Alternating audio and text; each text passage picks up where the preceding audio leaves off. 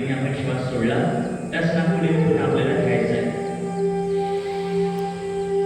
त्या दोन्ही नाकपुडी बंद करून उजव्या नाकपुडीने तो दुसऱ्या नाकपुडीतून सोडून द्यायचा आहे.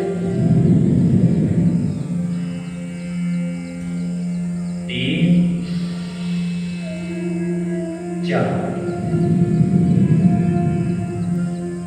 5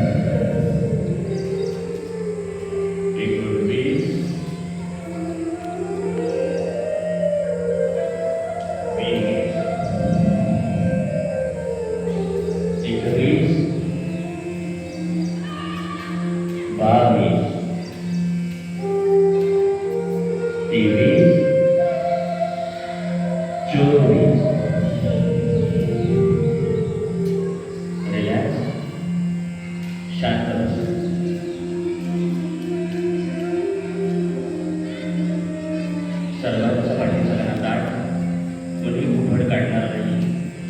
जर तुम्ही उघड काढलं किंवा अचूक पद्धतीने चुकीच्या पद्धतीने जर तुम्ही कोणतंही आसन केलं त्याचा साईड इफेक्ट तुम्हाला होईल, जसं की तुमचं पोट दुखेल,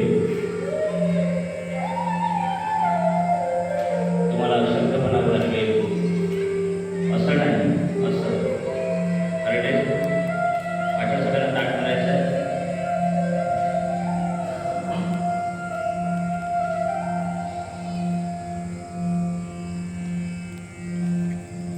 यानंतरचा प्राणायाम आहे भ्रामरी प्राणायाम.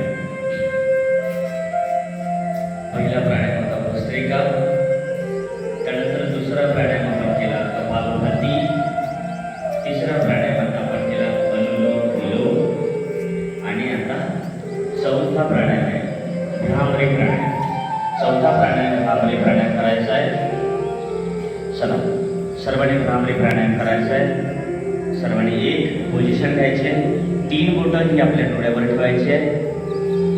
एक बोट अनामिका तो आपल्या माथ्यावर ठेवायचा आहे आणि दोन्ही अंगठ्याने आपली कान बंद करायचे आणि नाकाने श्वास घेऊन भुंग्यासारखा आवाज काढायचा.